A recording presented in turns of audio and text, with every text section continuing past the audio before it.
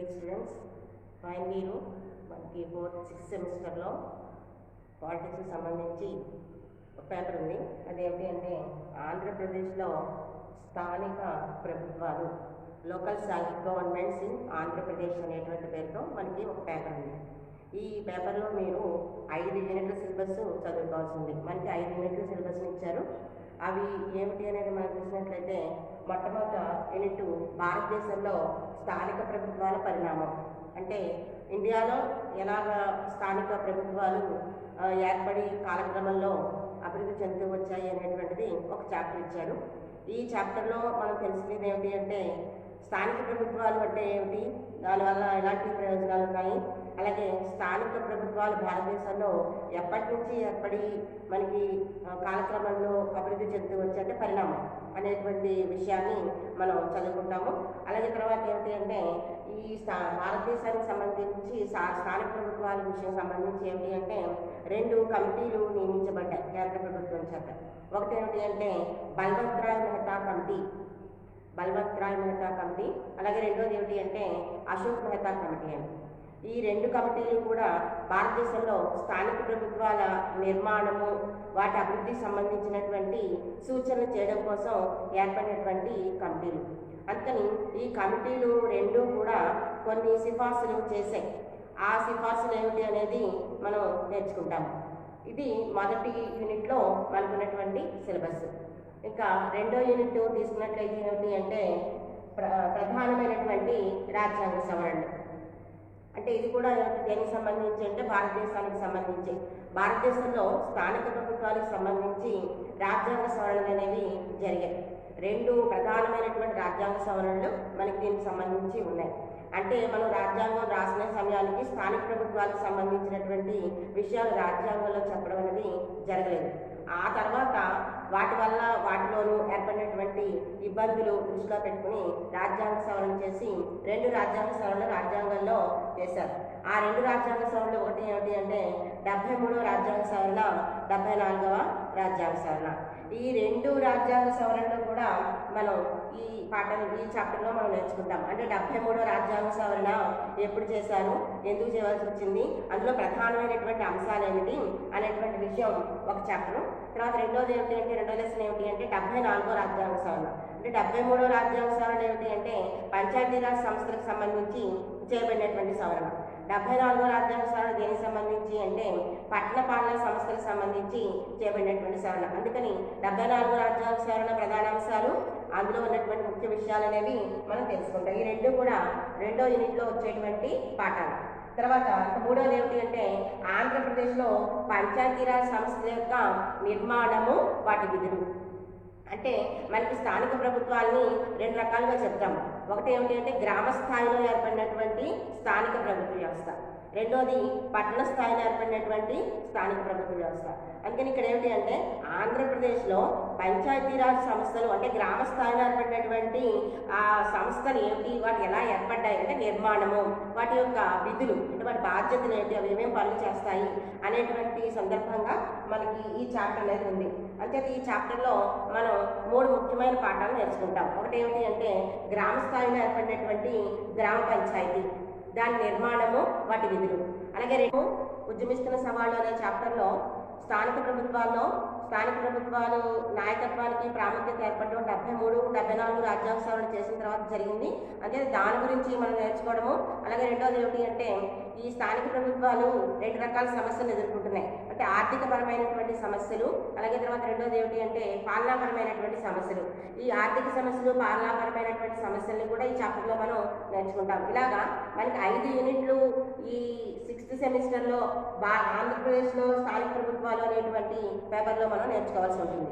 అయితే సిలబస్ గురించి మనం చెప్పుకోవడం అయింది. ఇప్పుడు మనం మొదటి యూనిట్ గురించి కొంత విషయాలు చెప్పుకుందాం. అంటే భారతదేశంలో స్థానిక ప్రభుత్వం యొక్క పరిణామం. అంటే ఈ చాప్టర్లో మనం 2 నేర్చుకుంటామని చెప్పుకున్నాం కదా. మొదటి ఏమిటి అంటే స్థానిక ప్రభుత్వాల యొక్క పరిణామం ఏమిటి, అలాగే రెండోది బల్వంత్ రాయ్ మెహతా కమిటీ, అశోక్ మెహతా కమిటీ ఇచ్చిన సూచనలు. అయితే వీటికంటే ముందు మనం ఒక విషయం నేర్చుకోవాలి.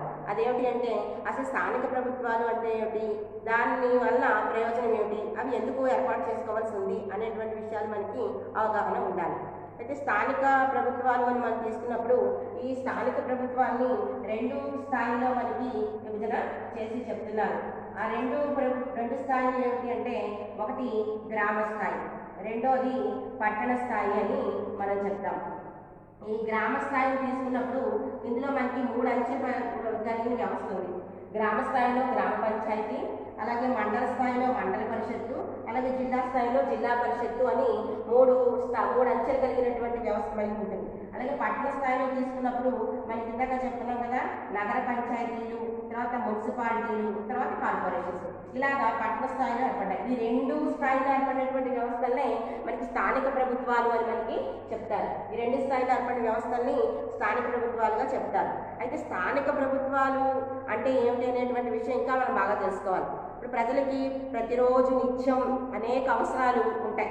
అంటే కనీస అవసరాలను కాదు, కనీస అవసరాలు అంటే మనం ఆహారము, వస్త్రము, వసతి, ఆరోగ్యము, విద్య ఇవన్నీ కనీస అవసరాలుగా ఈనాడు గుర్తిస్తున్నాం. కానీ అయితే నిత్య అవసరాలు ఉంటాయి. ప్రతి నిత్యము కొన్ని అవసరాలు మనకు ఉంటాయి. అంటే మంచినీళ్ళు, అలాగే తర్వాత రోడ్లు, తర్వాత కరెంటు, ఇలాగ ఎన్నో సదుపాయాలు మనకి ప్రతినిత్యం పొద్దున్న లేచే దగ్గర నుంచి రాత్రి పడుకోబోయే వరకు ప్రతి నిమిషంలో కూడా మనకు అనేక అవసరాలు ఉన్నాయి. అలాగా ప్రతినిత్యము మనకు అవసరమైనటువంటి అవసరాలన్నీ తీర్చుకోవడానికి ఒక ప్రాంతంలో నివసిస్తున్నటువంటి ప్రజలు ఆ ప్రాంత ప్రజల చేత ఏర్పాటు చేయబడి వాళ్ళ చేత నిర్వహించుకునేటువంటి సంస్థలనే స్థానిక స్వపరిపాలనా సంస్థలు అన్నారు. అంటే అర్థం ఏంటి, ఇక్కడ ప్రజలు తమ నిత్యావసరాలు తీర్చుకోవడం కోసం తమంతట తాము తమ కోసం తమ చేత ఏర్పాటు చేసుకున్నటువంటి తమ ప్రాంత వాసులచే తమ కోసం ఏర్పాటు చేయబడినటువంటి వ్యవస్థలనే స్థానిక స్వపరిపాలనా సంస్థలు లేదా స్థానిక ప్రభుత్వాలు అని పిలుస్తారు. అయితే ఈ స్థానిక ప్రభుత్వాలకి మనకు అనేక పర్యాయ పదాలు వాడుతున్నారు.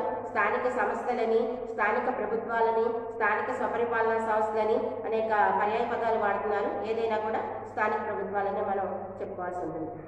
ఈ విధంగా స్థానిక ప్రభుత్వాలు అనేవి ప్రజల నిత్యావసరాలు తీర్చడం కోసం వాళ్ళ చేత ఏర్పాటు చేయబడి వాళ్ళ చేత నిర్వహించబడే అలాంటి సంస్థలు అని చెప్తున్నాం. ఆ విధంగా గ్రామ స్థాయిలో పట్టణ స్థాయిలో ఇవి ఏర్పడి పనిచేస్తూ ఉంటాయి. అయితే ఈ స్థానిక ప్రభుత్వాలు అనేవి మనం పరిశీలించినప్పుడు ఇవి ఎలా ఏర్పడతాయి అంటే వాటి యొక్క లక్షణం ఏంటి అనేది మనం చూసినట్లయితే ఇవి ఎలా ఏర్పడతాయి, తర్వాత ఈ ప్రభుత్వాల వల్ల ఎందుకు ప్రయోజనం ఉంది, ఏ విధమైన ప్రయోజనం ఉంది, ఎందుకు వీటిని ఏర్పాటు చేసుకోవాలి, ఈ విషయాలు కూడా మనకి తెలియాలి. స్థానిక ప్రభుత్వాలు అనేవి ఎలా ఏర్పడతాయి అంటే మనకి కేంద్ర ప్రభుత్వం చేత లేదా రాష్ట్ర ప్రభుత్వం యొక్క అధీనంలో ఉండి పనిచేస్తూ ఉంటాయి. సాధారణంగా మన భారత రాజ్యాంగం ఏం చెప్పింది అంటే ఈ స్థానిక ప్రభుత్వాల ఏర్పాటు అనేది రాష్ట్ర ప్రభుత్వాల ఇష్టానికి విడిచిపెట్టడం జరిగింది. అంటే రాష్ట్ర ప్రభుత్వాలు చట్టాలు చేసి వీటిని ఏర్పాటు చేయడం అనేది జరుగుతుంది. అంచేత రాష్ట్ర ప్రభుత్వాల చేత కానీ కేంద్ర ప్రభుత్వం చేత కానీ ఏర్పాటు చేయబడేటువంటి సంస్థలకి ఏముండదు అంటే సార్వభౌమాధికారం అనేది ఉండదు. అది వీటి యొక్క మొదటి లక్షణం. అంటే స్థానిక ప్రభుత్వాలు ఉండేటువంటి మొదటి లక్షణం ఏమిటి అంటే ఇవి సార్వభౌమ సంస్థలు కావు. ఇవి రాష్ట్ర ప్రభుత్వం చేత లేదా కేంద్ర ప్రభుత్వ అధీనంలో కానీ ఉండి పనిచేయడం అనేది జరుగుతుంది. అందుకని అది. రెండోది ఏమిటి అని అంటే ఇవి ఒక నియమిత ప్రాంతానికి ఏర్పడతాయి. అంటే ఇప్పుడు మనకి ఉదాహరణకి పెద్దాపురాన్ని తీసుకున్నాం అనుకోండి. పెద్దాపురం అనేది ఒక ప్రాంతం నుంచి ఒక ప్రాంతం వరకు ఇంతవరకు ఈ ఊరు ఈ పెద్దాపురం అని ఒక నిర్ణయించబడి ఉంటుంది కదా. సో అలా నిర్ణీతమైనటువంటి ఆ ప్రాంతానికి మాత్రమే ఆ ప్రాంత ప్రజల చేతవి ఏర్పాటు చేయబడుతూ ఉంటాయి. ఆ విధంగా ఒక నిర్ణీతమైన ప్రాంతానికి పరిమితమై ఆ ప్రాంత అవసరాలు తీర్చడం కోసమే పనిచేస్తూ ఉండేటువంటి సంస్థలు ఈ స్థానిక ప్రభుత్వాలు. అవి వాటి యొక్క మరొక లక్షణం. తర్వాత వీటికి అధికారాలు అనేవి రాష్ట్ర ప్రభుత్వం చట్టం ద్వారా చేసి కల్పించడం అనేది జరుగుతుంది. సో ఇది మూడో లక్షణం. అంతేకాదు ఇంకోటి ఏమిటి అంటే ఇవి తమ ప్రాంతంలో తమ అవసరాలు తీర్చుకోవడం కోసం ఏర్పడతాయి కాబట్టి ఆ పనుల మేరకు అవి ప్రజలపైన పన్నులు వసూలు చేసి సమకూర్చుకోవడం అనేది ఆర్థిక వనరులు సమకూర్చుకోవడం అనేవి చేస్తూ ఉంటాయి. సో ఇవి ఈ స్థానిక సంస్థలకు సంబంధించినటువంటి మరొక లక్షణం. అంటే వీటికి సార్వభౌమాధికారం ఉండదు. ఇవి రాష్ట్ర ప్రభుత్వం చేత ఏర్పాటు చేయబడతాయి. రెండోది ఏమిటి అంటే ఇవి ఒక పరిమితమైన ప్రాంతంలోనే తమ విధులు నిర్వహిస్తాయి. మూడోది ఏంటంటే పరిమితమైన విధులే. అంటే పరిమితమైన విధులు అంటే ఇందాక చెప్పుకున్నాం కదా, మంచినీటి సదుపాయం కానీ, లేకపోతే దోమలు నివారించడం కానీ, జనాభా లెక్కలు సేకరించడం కానీ, లేకపోతే మనకి కరెంటు సప్లై చేయడం కానీ, లేకపోతే రోడ్ల రోడ్ల నిర్మాణం కానీ, దీపాలు ఏర్పాటు చేయడం కానీ, ఇలాంటివన్నీ కూడా ఆ ప్రాంత పరిమితి మీద నిర్వహించడం కోసం ఇవి ఏర్పడుతూ ఉంటాయి. తర్వాత వీటికి ఆ ప్రాంత పరిమితి మీద నిర్వహణ కోసం అవసరమైన పనులు వసూలు చేసుకోవడం అనేటువంటిది వీటి యొక్క లక్షణంగా మనం చెప్పవచ్చు. సో ఈ విధంగా ఏర్పడినటువంటి స్థానిక ప్రభుత్వాలు మరి ఎలాంటి ప్రయోజనాలు కలిగిస్తాయి, ఈ స్థానిక ప్రభుత్వాల వల్ల మనకి కలిగేటువంటి ఉపయోగం ఏమిటి అనేది చూసినట్లయితే, స్థానిక ప్రభుత్వాలు మనకి చాలా ప్రయోజనాలు ఉన్నాయి. ఎందుకంటే నిన్న మనం ముఖ్యంగా మనకి ఏమిటి అంటే భారత రాజకీయ వ్యవస్థను పరిగణలోకి తీసుకున్నప్పుడు భారత రాజకీయ వ్యవస్థ చాలా విస్తృతమైనటువంటి రాజకీయ వ్యవస్థ. ఇది విశాలమైన దేశం. అందుకని ఏమిటి, కేంద్ర స్థాయిలో ప్రభుత్వం ఏర్పడింది, తర్వాత రాష్ట్ర స్థాయిలో ప్రభుత్వం ఏర్పడింది, అలాగే మనకి స్థానికంగా కూడా ప్రభుత్వ వ్యవస్థ అనేది ఏర్పడింది. ఇలా 3 స్థాయిలో ఏర్పడినటువంటి ఈ ప్రభుత్వ వ్యవస్థలో మనకి స్థానిక ప్రభుత్వాల వల్ల చాలా ప్రయోజనాలు అనేవి ఉన్నాయి. ఎందుకని ఇంత విశాలమైనటువంటి దేశంలో ప్రజల అవసరాలు తీర్చాలి అంటే కేవలం కేంద్ర ప్రభుత్వం వల్ల లేకపోతే కేవలం రాష్ట్ర ప్రభుత్వం వల్ల అయ్యే పని కాదు. అదేమిటి అంటే అవి ఎక్కడో దూరంలో ఉన్నటువంటి కేంద్ర ప్రభుత్వము ప్రజల అవసరాలు తీర్చలేదు వెంటనే ఇమీడియట్గా, అలాగే రెండోది రాష్ట్ర ప్రభుత్వం కూడా తీర్చలేదు. దగ్గరలో ఉన్నటువంటి ప్రజలు, స్థానికంగా నివసిస్తున్న ప్రజలు తమ దగ్గరలో ఉన్నటువంటి ప్రభుత్వం ద్వారా అవసరాలు తీర్చుకోవడానికి ఉపయోగం ఉంటుంది. అందుకని స్థానిక ప్రభుత్వాలు ఏర్పడడం వల్ల గ్రామ స్థాయిలో ఉన్నటువంటి ప్రభుత్వాల వల్ల గ్రామంలో నివసిస్తున్న ప్రజలు వెంటనే అవసరాలు తీర్చుకోవడానికి వీలవుతుంది. రెండోది ఏమిటంటే పట్టణ స్థాయిలో ఉన్న ప్రజలు తమ స్థాయిలో ఉంటాయి కాబట్టి, తమ దగ్గరలో ఉంటుంది కాబట్టి తమ అవసరాలు తీర్చుకోవడానికి వీలవుతుంది. సో ఆ విధంగా నిత్యావసరమైనటువంటి అవసరాలను త్వరగా తీర్చుకోవడానికి, త్వరగా నెరవేర్చుకోవడానికి ఈ ప్రభుత్వాలు అవకాశం కల్పిస్తున్నాయి. అది ఒక ప్రయోజనం. రెండో ప్రయోజనం ఏమిటి అంటే రాష్ట్ర ప్రభుత్వానికి, కేంద్ర ప్రభుత్వానికి కూడా ఈ స్థానిక ప్రభుత్వాలు కొంత బరువును తగ్గిస్తున్నాయి, అంటే కొంత భారం తగ్గిస్తాయి, కొంత ఒత్తిడి తగ్గించడానికి ఉపయోగపడుతున్నాయి ఈ స్థానిక ప్రభుత్వాలు. ఎందుకని, ఇప్పుడు కేంద్ర ప్రభుత్వం ఉందంటే కేంద్ర ప్రభుత్వం యొక్క బాధ్యత ముఖ్యంగా ఏమిటి, దేశ రక్షణ చూసుకోవాలి కేంద్ర ప్రభుత్వం బాధ్యత. అలాగే రాష్ట్ర ప్రభుత్వం యొక్క బాధ్యత ఏమిటి, రాష్ట్రంలో శాంతి భద్రతలు పరిరక్షించడం అనేది దాని బాధ్యత. ఇంకా మూడవది ఏమిటి అంటే ప్రజలకి నిత్యం కావాల్సినటువంటి ఏదో అవసరం. అయితే ఇప్పుడు మనకి ఒక విషయాన్ని తీసుకుందాం. ప్రజలకి ఒక ప్రాంతంలో నీరు రావట్లేదు, మంచినీళ్ళు రావటం లేదు. మంచినీళ్ళు అవసరం, అక్కడ చాలా అవసరం ప్రజలకి. అయితే అదే సమయంలో ఏదో దేశం వల్ల భారతదేశానికి ఇబ్బంది ఏర్పడుతోంది, అంటే యుద్ధ వాతావరణమో లేకపోతే దాడులు జరగడమో అనేటువంటి ఒక సమస్య ఏర్పడింది. అలాగే రాష్ట్రంలో ఇంకా దేనికోసమో ఒక ఉద్యమం నడుస్తోంది, ఒక శాంతి భద్రతలకు ఇబ్బంది ఏర్పడుతోంది. ఇక్కడ 3 సమస్యలు. ఒకటి ఏమిటంటే ప్రజలకి నీళ్లు దొరకట్లేదు, మంచినీళ్ళు కావాలి. రెండోది ఏమిటి అంటే రాష్ట్రంలో గొడవలు జరుగుతున్నాయి, శాంతి భద్రత సమస్య ఏర్పడింది. మూడోది ఏమిటి అంటే దేశం మీద ఎవరో దాడులు చేయడానికి సిద్ధపడుతున్నారు. ఈ 3 సమస్యలు ఉన్నాయి. ఈ 3 సమస్యలను మనం పరిగణలో తీసుకున్నప్పుడు ఏది ముఖ్యమైన సమస్య అని ప్రశ్న వేసుకుంటే దేనికదే ముఖ్యమైన సమస్య. ఎందుకంటే ప్రజలు ఏమని కోరుకుంటారు, ముందు మనకు మంచినీళ్ళు కావాలి, దేశం మీద యుద్ధం తర్వాత ముందు ప్రాణం నిలబడాలి, మంచినీళ్ళు ఎందుకు చచ్చిపోతాం, ఎవరో వచ్చి దాడి చేయక్కర్లా, ఏదో ఉద్యమం వల్ల కాదు మన ప్రాణం పోయేది. ఇప్పుడు మనం మంచినీళ్ళే దొరకకపోతే మనం ప్రాణమే పోయే పరిస్థితి. కాబట్టి మన మంచినీళ్ళే ముఖ్యమని ఒక ప్రాంతంలో ప్రజలు అనుకుంటున్నారు. అలాగే శాంతి భద్రతలు ఇంపార్టెంట్ అని రాష్ట్ర ప్రభుత్వం అనుకుంటుంది. అలాగే యుద్ధ వాతావరణం, యుద్ధం జరిగిందంటే దేశం నాశనం అయిపోతుంది అని కేంద్ర ప్రభుత్వం అనుకుంటారు. ఇలా ఎవరి మటుకు వాళ్ళు ఆ సమస్యలు వాళ్ళ కోణంలో చూసినప్పుడు అవి చాలా ముఖ్యమైన సమస్యలే మరి కాదనడానికి లేదు. సో అలాంటి పరిస్థితుల్లో ఇక్కడ ప్రజల ఈ మంచినీటి సదుపాయం తీర్చడానికి దగ్గరలో ప్రభుత్వ వ్యవస్థ ఉందంటే అది ఆ ప్రభుత్వం ఆ విషయం మీద దృష్టి పెడుతుంది. అలాగే శాంతి భద్రతల పరిరక్షణలో రాష్ట్ర ప్రభుత్వం దృష్టి పెడుతుంది. తర్వాత దేశ రక్షణ కోసం కేంద్ర ప్రభుత్వం కృషి చేస్తుంది. ఇలాగా ఏకకాలంలో అటు ప్రజల అవసరాలు, ఇటు దేశ రక్షణ, ఇటు రాష్ట్ర ప్రయోజనాలు పరిరక్షించుకోగలిగేటువంటి అవకాశాన్ని స్థానిక ప్రభుత్వాలు అనేవి కల్పిస్తున్నాయి. అంటే ఈ స్థానిక ప్రభుత్వం ఉండడం వల్ల ఆ పని చూసుకుంటారు, ప్రజలకు కావాల్సినటువంటి ఆ మంచినీటి సదుపాయం అనేది ఆ సమయానికి అది సమకూర్చగలుగుతాం. సో అలాంటి ప్రయోజనం స్థానిక ప్రభుత్వాలు కల్పిస్తున్నాయి. అందుచేత ఆ సందర్భంలో మనం పరిశీలించినట్లయితే అటు రాష్ట్ర ప్రభుత్వం మీద ఈ పని పడదు, అటు కేంద్ర ప్రభుత్వం మీద ఈ పని పడదు. ఆ పని చూసేందుకు వేరొక సంస్థ ఉంది అనేటువంటి ఒక ధైర్యంతో మనకి పరిభారం తగ్గి వాళ్ళకు ఉన్నటువంటి బాధ్యతల మీద అటు రాష్ట్ర ప్రభుత్వం, ఇటు కేంద్ర ప్రభుత్వం కూడా దృష్టి పెట్టి వాటిని సమర్థవంతంగా నిర్వహించుకోవడానికి అవి ప్రయత్నం చేస్తాయి. ఆ విధంగా కొన్ని పనులు స్థానిక ప్రభుత్వాలు నిర్వహించడం వల్ల ఆ మేరకు రాష్ట్ర ప్రభుత్వానికి పరిభారం తగ్గుతోంది, అలాగే కేంద్ర ప్రభుత్వానికి కూడా పరిభారం తగ్గి, పని ఒత్తిడి తగ్గి వాటికి సంబంధించిన విషయాల్లో అవి సమర్థవంతంగా నిర్వహించడానికి అవకాశం కలిగిస్తున్నాయి ఈ స్థానిక ప్రభుత్వాలు. అలాంటి ప్రయోగం స్థానిక ప్రభుత్వాల వల్ల మనకి ఒకటి ఉందని చెప్తున్నాం. అలాగే మూడోది ఏంటి, ఇందాక మనం చెప్పుకున్నాం దానికి ఉన్నటువంటి లక్షణాల్లో ఒక పరిమిత ప్రాంతానికి పరిమితమై ఉంటాయి, పరిమితమైన విధులు నిర్వహిస్తాయి, ఆ విధుల నిర్వహణకు ఆర్థిక వనరులు సమకూర్చుకుంటాయి అని. అంటే ఇప్పుడు మనం ఈ విషయం నుంచి ఒక ప్రయోజనం కనిపిస్తుంది. ఏమిటి ఆ ప్రయోజనం అంటే, స్థానిక ప్రభుత్వాలు స్థానికంగా ఉండేటువంటి ప్రజలపైన పన్నులు వసూలు చేస్తున్నాయి. అంటే నీటి పన్ను అని, తర్వాత భూమి పన్ను అని, ఇలాగా మనకి కొన్ని పన్నులు వేసి వసూలు చేస్తున్నాయి. వసూలు చేసినప్పుడు ఆ డబ్బులతో అవి ఆ ప్రాంత అవసరాలు తీర్చడానికి ప్రయత్నం చేస్తున్నాయి. సో ఆ మేరకు అటు కేంద్ర ప్రభుత్వం పైన ఇటు రాష్ట్ర ప్రభుత్వం పైన కొంత ఆర్థిక భారం తగ్గించడానికి ఈ సంస్థలు ఉపయోగపడుతున్నాయి. వాటి స్థాయిలో అవి ఉపయోగపడడం అనేది జరుగుతుంది. అందుకని ఆర్థిక ప్రయోజనాలు కూడా స్థానిక ప్రభుత్వాల వలన మనకు ఉన్నాయి అనేది మనం చెప్పచ్చు. తర్వాత మరొక ప్రయోజనం ఏమిటి అంటే, ఈ స్థానిక ప్రభుత్వాలు ఉండడం వలన ఎన్నికలు అనేవి ఉన్నాయి.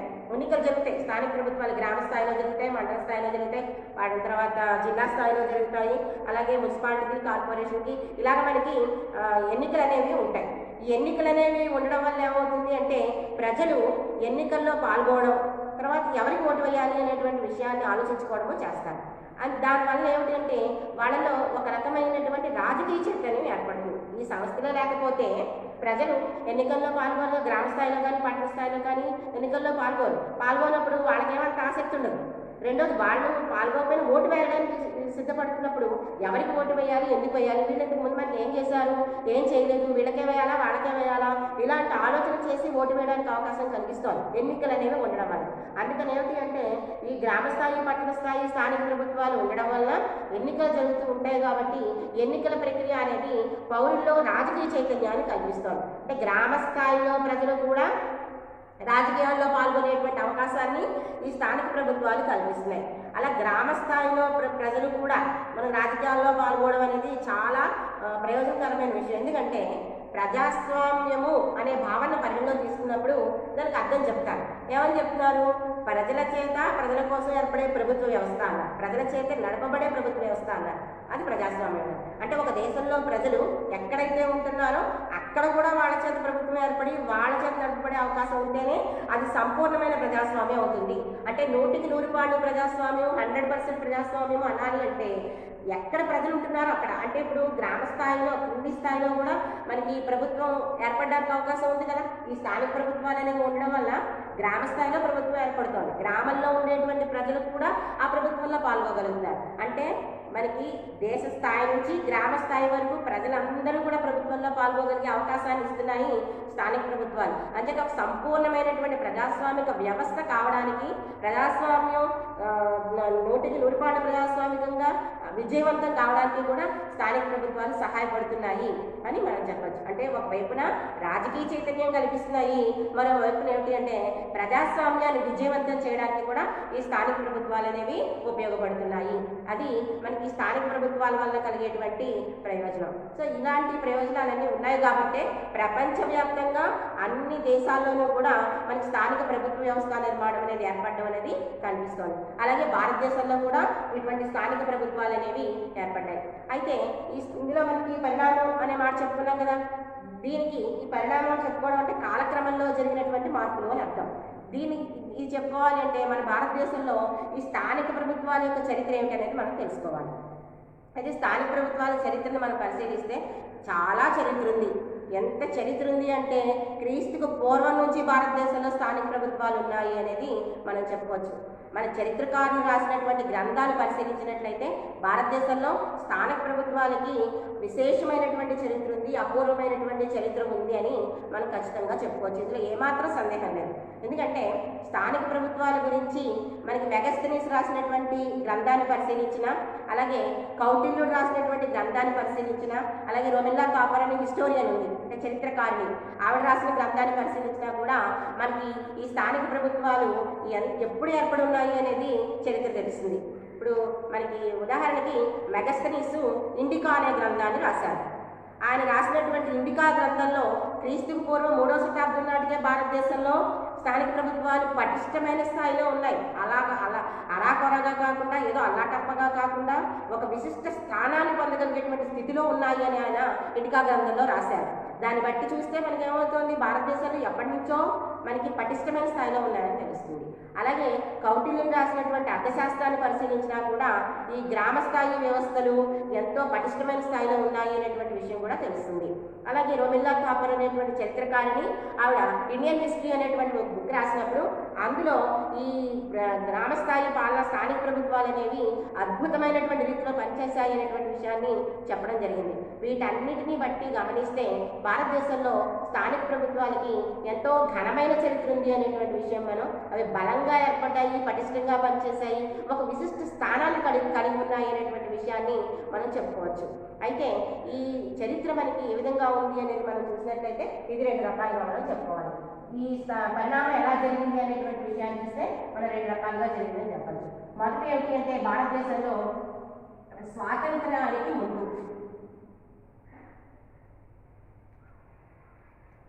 స్వాతంత్రానికి ముందు తర్వాత రెండో దశ ఏంటి అంటే స్వాతంత్రానికి తర్వాత. ఈ 2 రకాలుగా మన భారతదేశంలో ఈ స్థానిక ప్రభుత్వాల యొక్క చరిత్రని మనం అర్థం చేసుకోవచ్చు. అంటే ఇది ఎలా మనం విదేశీయుల చేత పరిపాలించబడ్డాం కదా, అందుకని ఏమిటంటే వాళ్ళ కాలం నాటికి వాళ్ళు రాకముందుకి ఎలా ఉంది, అలాగే తర్వాత రెండోది ఏమిటంటే మనకి ఇండిపెండెన్స్ వచ్చిన తర్వాత మన స్వపరిపాలనలో వీటిని మనం ఎలా ఏర్పాటు చేసుకున్నాం, వాటి స్థితిగతులు ఏంటి, ఇలాంటి విషయాలన్నీ కూడా పరిణామం అనేటువంటి మాటలోకి వస్తాయి. అయితే ఇందులో మనకి ముందుగా చెప్పుకోవాల్సిన విషయం ఏంటి అంటే మన స్వాతంత్రానికి ముందు భారతదేశంలో ఈ సంస్థలు ఎలా ఏర్పడి ఉన్నాయి అనేది మనం తెలుసుకోవాల్సినటువంటి విషయం. అందులో ముందు మనకి ఈ స్వాతంత్రానికి ముందు అనేటువంటి విషయాలు అంటే ప్రీ ఇండిపెండెన్స్ అనేటువంటి విషయాలు తీసుకుంటే అందులో మనం ఏం చెప్పుకోవచ్చు అనేది తీసుకున్నట్లయితే మొట్టమొదటిగా మనకి మౌర్యుల కాలాన్ని తీసుకోవాలి. అంటే మనకి ఇక్కడ ఎలా విభజన చేశారు అంటే ప్రాచీన కాలము, రెండోది ఏంటంటే మధ్యయుగము, తర్వాత మూడోది ఆధునిక యుగము. ఇలాగా మనం కాలాన్ని విభజన చేసుకున్నప్పుడు చరిత్రకారులు కూడా ప్రాచీన కాలం, మధ్యయుగం, ఆధునిక యుగం అనే కదా అనేక విషయాలను పరిశీలించి చెప్తుంటారు. అలా చూసినప్పుడు మనకి ఇక్కడ ఏమిటి అంటే ప్రాచీన కాలంలో ఎప్పుడు ఏర్పడ్డాయి, ఏ స్థితిలో ఉన్నాయి, అలాగే మధ్యయుగంలో వాటి పరిస్థితి ఏంటి, ఆధునిక కాలం వచ్చేసరికి వాటి పరిస్థితి ఏంటనేది మనం చూడాలి. అయితే ప్రాచీన కాలాన్ని తీసుకున్నప్పుడు మనకి మౌర్యుల యొక్క పాలనా కాలంలో, తర్వాత చోళుల యొక్క పాలనా కాలము, నెక్స్ట్ తర్వాత గుప్తుల యొక్క పాలనా కాలము, ఇలాగా అలాగే వేంగి చాళుక్యుల యొక్క పాలనా కాలం, వీళ్ళ కాలంలో ఇవి మరి బ్రహ్మాండమైనటువంటి స్థితిలో కనిపిస్తున్నాయి. ఇలా కనిపిస్తాయి. మౌర్యుల పాలనా కాలాన్ని పరిశీలించినట్లయితే మనకి ఈ స్థానిక ప్రభుత్వాలు చాలా ఉత్కృష్టమైన స్థితిలో ఉన్నాయి అని చెప్తారు. ఎవరు? మెగస్తనీస్ రాసినటువంటి ఇండికా గ్రంథంలో మనకి ఈ మౌర్యుల పాలనా కాలం గురించి వివరించబడింది. అంటే క్రీస్తుకు పూర్వం 3వ శతాబ్దం నాటికి మౌర్యుల పాలనా కాలంలో స్థానిక ప్రభుత్వాలు విశిష్ట స్థానంలో ఉన్నాయి అనేటువంటి విషయాన్ని మనకి మెగస్తనీస్ రాశారు. దాన్ని బట్టి మనం అర్థం చేసుకున్నప్పుడు ఎలా ఉన్నాయి అని చూసినట్లయితే అక్కడ నగర పాలన విశిష్ట దిశలో ఉందన్నాడు. చూడండి, గ్రామం కాకుండా నగరమే ఉన్నతమైన స్థితిలోకి వచ్చింది అని చెప్పాడు. అక్కడ ఏంటంటే నాగరికుడు అనేటువంటి ఒక అధికారి పరిపాలించేవాడు. నాగరికుడు అనేటువంటి ఒక అధికారి మనకి నగర పాలన చూసేవాట. ఈయన నగర పాలన చేస్తున్నందుకు ఈయనకి సహాయపడడానికి 30 మంది సభ్యులతో కూడినటువంటి ఒక సంఘం ఉండేది అని చెప్పాడు మెగస్తనీస్. అంటే ఇక్కడ ఏంటి, 30 మంది సభ్యులతో కూడిన ఒక సంఘం ఉంది. ఇది ఎలా ఉందిట, 6 భాగాలుగా ఉంది. 6 భాగాలు అంటే ఒక్క దాంట్లో 5 సభ్యులతో 6 భాగాలుగా ఏర్పడింది. ఆ 6 భాగాలు ఏమేం పనులు చేసేవి అనేది మనం పరిశీలిస్తే మొదటిది దేని గురించి మనకి వివరించబడింది అంటే పారిశ్రామిక రంగ వ్యవహారాలు చూడటము. చూడండి, మౌర్యుల కాలం నాటికి 1వ శతాబ్దం నాటికి మనం పరిశీలించినట్లయితే మౌర్యుల క్రీస్తుకు ముందే, క్రీస్తు పుట్టక ముందే మన భారతదేశంలో నగర పాలన ఉత్కృష్టమైన దశలో ఉంది. అంటే భారతదేశం ఎంత నాగరిక దేశమో అని మనం అర్థం చేసుకోవాల్సిన విషయం. విదేశీయులు వచ్చి మాత్రమే భారతీయులకు నాగరికత నేర్పించాలనేది సత్యం కాదు. భారతదేశంలో పురాతన కాలం నుంచి అంటే చెప్పాలి అంటే వేదకాలం నుంచి కూడా ఉత్కృష్టమైనటువంటి దిశలో నాగరికత సంస్కృతులు ఉన్నాయి అనేది మనం ఘంటాబద్ధంగా చెప్పడానికి ఆయా రాజుల యొక్క పాలనా కాలం పరిశీలిస్తే గ్రామ స్థాయి వ్యవస్థలే బాగున్నాయి అనేది మనకు అర్థమవుతుంది. అదే మనకు తెలుస్తోంది. సో దాన్ని బట్టి చూసినప్పుడు ఈ 30 మంది సభ్యులతో కూడినటువంటి సంఘంలో 6 శాఖలు ఏమేమి పనులు చేసేవి అనేది చూసినట్లయితే మొదటి శాఖ, మొదటి విభాగం దేని గురించి చూసేది అంటే పారిశ్రామిక రంగ వ్యవహారాలన్నీ చూసేది. అంటే పరిశ్రమలు ఏర్పాటు చేయడము, వాటి నిర్వహణ, వాటి విధులు ఇవన్నీ పరిశీలన చేసేటువంటి శాఖగా మొదటి శాఖ పనిచేసేది. రెండో శాఖ ఏమిటి అంటే విదేశీ యాత్రికుల వ్యవహారాలు చూడటం. అంటే విదేశీయులు భారతదేశానికి వచ్చినప్పుడు మరి గ్రామంలో ఎక్కడికైనా రావచ్చు కదా. సో వచ్చినప్పుడు వాళ్ళ యొక్క సౌకర్యాలు చూడటము, వాళ్ళ అవసరాలు తీర్చడము, ఇలాంటి పనులన్నింటి మీద దృష్టి పెట్టేటువంటి విధంగా రెండో విభాగం పనిచేసేది. ఇంకా మూడో విభాగం వచ్చేసరికి జనన మరణ లెక్కలు నోట్ చేసుకునేది. అంటే ఎంతమంది పుడుతున్నారు, ఎవరు పోతున్నారు, ఎంతమంది పోయారు, ఏమిటి ఇత్యాది విషయాలన్నీ కూడా మనకి లెక్కలు నోట్ చేసుకోవడం అనేటువంటిది ఆనాడే మనకి జరిగింది అనేది మనం అర్థం చేసుకోవాల్సిన విషయం. తర్వాత మూడు విభాగాలు. నాలుగో విభాగం ఏమిటి అంటే వాణిజ్య వ్యాపార వ్యవహారాలను చూసేది. అంటే తూనికలు, కొలతలు, తర్వాత వ్యాపారం చేసేవాళ్ళు ఒకే రకమైనటువంటి వ్యాపారం చేయడం, అంటే మోనోపలి అనేది లేకుండా నియంత్రణలో ఉంచడము ఇత్యాది విషయాలన్నీ చూసేందుకు మనకి నాలుగో విభాగం పనిచేసేది. ఇంకా ఐదో విభాగాన్ని మనం చూసినట్లయితే అదేం చేసేది అంటే పన్నుల వసూలుకు సంబంధించినటువంటి వ్యవహారాలన్నీ కూడా చూసేది. పన్నులు వసూలు చేయడం అనే బాధ్యతను చూసేది. ఇంకా ఆరో విభాగం చూసినట్లయితే ఏమిటి అంటే ఉత్పత్తి అయినటువంటి వస్తువులన్నీ కూడా అమ్మడానికి సంబంధించినటువంటి వ్యవహారాలు, అమ్మే కార్యక్రమాలను నిర్వహించడము అనేటువంటి పని చూసేది. ఈ విధంగా 6 భాగాలు కూడా 6 భాగాలతో ఉండేటువంటి 30 మంది యొక్క సభ్యుల సంఘము నాగరికుడు అనేటువంటి అధికారికి సహాయంగా ఉండగా ఆ నాగరికుడు నగరపాలన చేసేవాడు అని మనకి మెగస్నీస్ ఇండికా గ్రంథంలో మౌర్య కాలంలో నగరపాలన విశిష్ట స్థానాన్ని పొందింది అనేటువంటి విషయాన్ని వివరించారు. దాన్ని బట్టి మన ప్రాచీన కాలంలో స్థానిక ప్రభుత్వాలు ఎంత చక్కగా పనిచేస్తాయనేది అర్థమవుతుంది. తర్వాత రెండవది వచ్చేసరికి చోళుల కాలం. చోళుల కాలంలో కూడా చోళుల పరిపాలన కూడా చూసినట్లయితే వాళ్ళ యొక్క పాలనలో ముఖ్యంగా ఏంటంటే పరాంతకులు ఉత్తరమేరూరు శాసనం అనేటువంటిది, తర్వాత కులోత్తుంగ చోళుని యొక్క ఒక శాసనము, ఈ శాసనాలు పరిశీలించినట్లయితే వాళ్ళ కాలంలో కూడా ఈ స్థానిక ప్రభుత్వాలు ఉన్నత స్థితిలో ఉన్నాయి అని మనకి చెప్పబడుతుంది. అంతేకాదు మనకి ఇంకో విషయం చెప్తారు, ప్రజాస్వామిక వ్యవహారము ఎన్నికలు ప్రధానం. ప్రజాస్వామ్యంలో ఎన్నికల ద్వారా వ్యవస్థ ఏర్పడమే ప్రజాస్వామ్యానికి ఆయుపట్టమని చెప్తాము. రాజరికము, వారసత్వము ఇవి కాకుండా ప్రజల చేత ఏ వ్యవస్థైనా ఏర్పడము, నడపబడ్డం అనేది ప్రజాస్వామ్యానికి ఆయుపట్టు, గీటురాయి అని చెప్తాము. అలాంటి ప్రజాస్వామిక గీటురాయి చోళుల కాలంలో మనకి కనిపిస్తుంది. ఎందుకంటే ప్రజాస్వామిక భావనలు ఆనాడు స్థానిక స్థాయిలో కనిపిస్తున్నాయి. చోళుల కాలంలో మనకి ఏం చెప్తారంటే స్థానిక పరిపాలన వ్యవస్థలు ఎలా నడపబడ్డాయి అనేటువంటి విషయం చూసినప్పుడు అక్కడ అధికారికి అప్పగించబడినటువంటి బాధ్యతలు అవన్నీ చూసినట్లయితే అందులో ముఖ్యంగా ఏమిటంటే గ్రామ స్థాయిలో ఎన్నుకోవాల్సి వచ్చినప్పుడు అర్హతలు ఉండేవి. గ్రామంలో సభ్యుడు ఎన్ని కావాలి, పంచాయతీ అని మనం చెప్తాం కదా, అంటే సభలు అనేవి ఉండేవి. చోళుల కాలంలో సభలు అనేవి ఉండే పెద్దల సభ అన్నారు. ఇప్పుడు మనం ఏమంటాం గ్రామ సభ అని పిలుస్తున్నాం. అలాగే అప్పుడు వాళ్ళ స్థాయిలో గ్రామ పాలన విశిష్టంగా ఉండేది చోళుల కాలంలో. ఇప్పుడు మనకి మౌర్య కాలంలో నగరపాలన విశిష్ట స్థానంలో ఉన్నట్లే చోళుల పాలనలో గ్రామ పరిపాలన విశిష్టమైన స్థానంలో ఉండేది. గ్రామ స్థాయిలో గ్రామ పెద్దల సభ అని ఒకటి ఉండేది. గ్రామ సభలు ఆయా కార్యక్రమాలు నిర్వహించేవి. ఆ గ్రామ సభకి ఎన్నుకోవడం కోసం అక్కడ కొన్ని అర్హతలు కూడా నిర్ణయించబడి ఉండేవిట. అంటే గ్రామ సభకి ఎన్నిక కావాలి అంటే పోటీ ఉండేది. ఆ పోటీలో ఎన్నుకోవాలి అంటే అర్హతలు పెట్టారు. ఏమిటి, ఆ మంచి ప్రవర్తన కలిగి ఉండాలి, అంటే సత్ప్రవర్తన కలిగి ఉండాలి, అంటే నీతి నిజాయితీ మంచి క్యారెక్టర్ కలిగి ఉండడము, అంటే దుర్లక్షణాలు ఉండకుండా దురలవాట్లు లేకుండా ఉన్నవాడే సమాజానికి సేవ చేయగలుగుతాడు. అందుకని ఏమిటంటే అది ఒక క్వాలిటీగా ఉంటాడు. తర్వాత రెండోది ఏంటంటే 2.5 ఎకరాల ఆస్తి కలిగి ఉండాలి అన్నారు. ఎందుకని మనకి అధికారంలోకి వచ్చిన తర్వాత ప్రజాధనాన్ని స్వప్రయోజనానికి ఉపయోగించేసుకోకుండా ఉండాలి అంటే వాడికి తగిన ఆర్థిక స్తోమత ఉండాలి. అందుకని తనను తాను పోషించుకోగలిగే స్థితి ఉండాలి. కాబట్టి ప్రజాధనం దుర్వినియోగం కాకుండా ఉండడం కోసం 2.5 ఎకరాల ఆస్తి కూడా ఉండాలి అని ఒక అర్థం చెప్పారు. ఇలాగే పంచమహాపాతకాలు చేసి ఉండకూడదు అన్నారు. అంటే ఆ రోజుల్లో ఆ స్థాయిలో మనకి ఏమిటి అంటే కొన్ని విషయంలో పాపాలు చేసుకున్న వాళ్ళు మంచివాళ్ళు కావు, అలాంటి వాటిని పరిపాలన చేయించుకోకూడదు అనేటువంటి స్పృహ భారతదేశంలో ఉంది. కాబట్టి వాళ్ళు ఏమన్నారంటే ఈ పంచమహాపాతకాలని 5 పాపాలను సృష్టించారు. అంటే స్త్రీ హత్య, గోహత్య, శిశు హత్య, తర్వాత మద్యపానం సేవించడము అనేది 4. స్త్రీ హత్య, శిశు హత్య, గోహత్య. తర్వాత రెండోది ఏంటంటే గోహత్య కాదు, స్త్రీ శిశు హత్య, బ్రాహ్మణ హత్య, గోహత్య. తర్వాత 4వది మద్యపానం సేవించడము. 5వది ఏంటంటే ఈ నలుగురితో స్నేహం చేసేవాడు. ఇవన్నీ 5 పాపాలు అని చెప్పి గుర్తించారు. ఈ పనులు చేయనటువంటి వాళ్ళని ఎన్నికల్లో పోటీంచడానికి అర్హులు అన్నారు. చూడండి, ఇలాంటి కొన్ని అర్హతలు పెట్టడము, అంటే పోటీకి అర్హతలు ఉండడం అనేది ప్రజాస్వామిక లక్షణం. అర్హతలు పెట్టారు. తర్వాత పోటీ చేస్తారు కదా, 2-3 వస్తారు కదా గ్రామ సభకి ఎన్నిక కావడానికి.